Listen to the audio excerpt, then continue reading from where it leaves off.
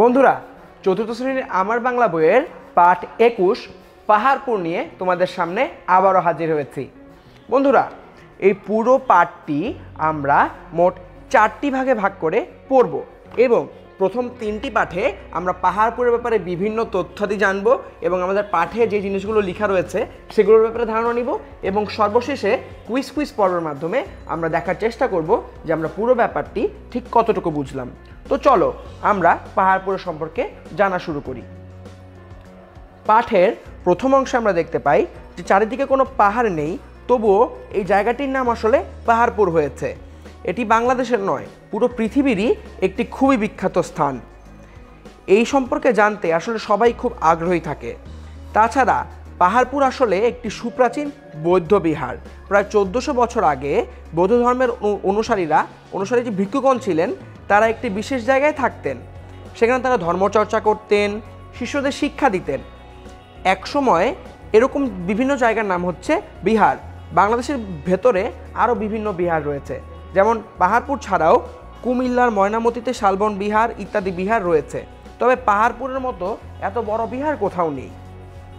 মানুষ বিশ্বাস করে যে একসময় এটি খালি পড়েছিল এবং খালি পড়ে থাকতে থাকতে বিভিন্ন মাটি, ধুলো, বালি ইত্যাদি এটার উপরে এসে পড়তে পড়তে একটি আস্তরণ তৈরি হয়, যার কারণে জায়গাটি দেখতে আসলে পাহাড়ের মতো হয়ে যায়, যার থেকে এটির নাম হয় পাহাড়পুর।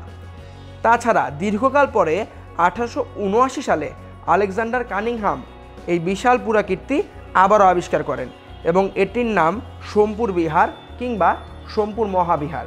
তো বন্ধুরা, পাঠের এতটুকু অংশ পড়ার পরে আমাদের সামনে কিছু শব্দ অপেক্ষা করছে। এই শব্দের অর্থগুলো আমাদের এখনই শিখে নেওয়া প্রয়োজন। প্রথম শব্দটি হচ্ছে আবিষ্কার। আবিষ্কার শব্দের অর্থ কী? আবিষ্কার শব্দের অর্থ হচ্ছে নতুন কিছু তৈরি, অর্থাৎ এমন কোনো জিনিস যেটি আগে কখনো দেখা যায়নি বা আগে কখনো তৈরি হয়নি, সেই জিনিসটিকে, এমন কোনো জিনিসকে নতুন করে তৈরি করা, ঠিক সেই নতুন কিছু তৈরি করা বলতেই আমরা আবিষ্কার বোঝাতে পারি। যার কারণে এখানে আবিষ্কারের অর্থ বলা হয়েছে নতুন কিছু তৈরি। এর পরের শব্দটি হচ্ছে বিহার। বিহার শব্দের অর্থ হচ্ছে বৌদ্ধ মঠ, অর্থাৎ বৌদ্ধ ভিক্ষুরা যেখানে তাদের ধর্মচর্চা করে এবং তাদের শিষ্যদেরকে ধর্মের ব্যাপারে বিভিন্ন জিনিসপত্র শেখায়, সেই জায়গাটিকে বলা হয় বৌদ্ধ মঠ এবং সেটিকে এক কথায় বিহার হিসেবে আমরা প্রকাশ করতে পারি। এর পরের শব্দটি হচ্ছে সুপ্রাচীন।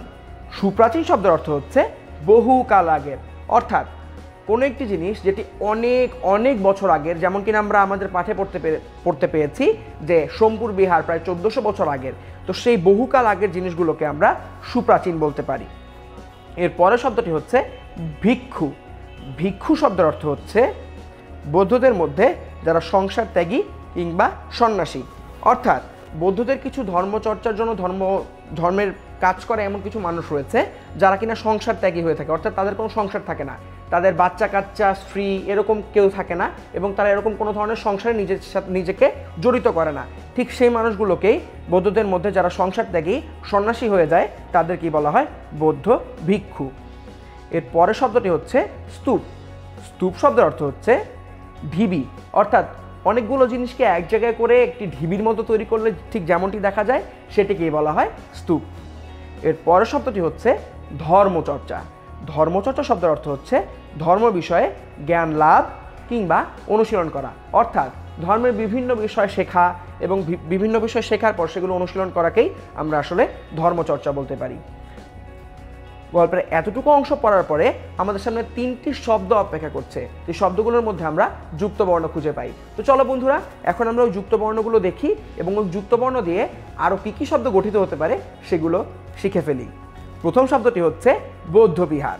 বৌদ্ধ বিহার শব্দের মধ্যে যে যুক্ত বর্ণটি রয়েছে সেটি হচ্ছে এই যুক্ত বর্ণটি, যেটি গঠিত হয়েছে দ এবং তার সঙ্গে ধ এর সমন্বয়ে। এবং হ্যাঁ, কি যুক্ত বর্ণ দিয়ে যদি আমরা আরও কিছু শব্দ দেখতে চাই সেগুলো হতে পারে শ্রদ্ধা কিংবা শ্রাদ্ধ। এর পরের শব্দটি হচ্ছে আবিষ্কার। আবিষ্কার শব্দের মধ্যে যে যুক্ত বর্ণটি রয়েছে সেই যুক্ত বর্ণটি গঠিত হয়েছে মূর্ধন্য স এবং তার সঙ্গে ক এর সমন্বয়ে। এখানে আমরা খুব ভালোভাবে দেখতে পাচ্ছি যে এই যে যুক্ত বর্ণটি রয়েছে সেই যুক্ত বর্ণটি কোন কোন দুটো বর্ণ নিয়ে গঠিত হয়েছে। এবং হ্যাঁ, কি যুক্ত বর্ণতে যদি আমরা আরও কিছু শব্দ দেখতে চাই সেগুলো হতে পারে পরিষ্কার কিংবা পুরস্কার। এর পরে যে শব্দটি অপেক্ষা করছে সেটি হচ্ছে সম্পর্ক। সম্পর্ক শব্দের মধ্যে এই যুক্ত বর্ণটি রয়েছে, যেটি গঠিত হয়েছে ম এবং তার সঙ্গে প এর সমন্বয়ে। এবং হ্যাঁ, কি যুক্ত বর্ণতে যদি আমরা আরও কিছু শব্দ দেখতে চাই, সেগুলো হতে পারে সম্পাদন কিংবা সম্পদ। তো বন্ধুরা, গল্পের প্রথম অংশ তো আমরা শেষ করে ফেললাম। গল্পের পরের অংশ নিয়ে তোমাদের সামনে পরের পর্বে দেখা করছি। দেখা হচ্ছে পরের পর্বে।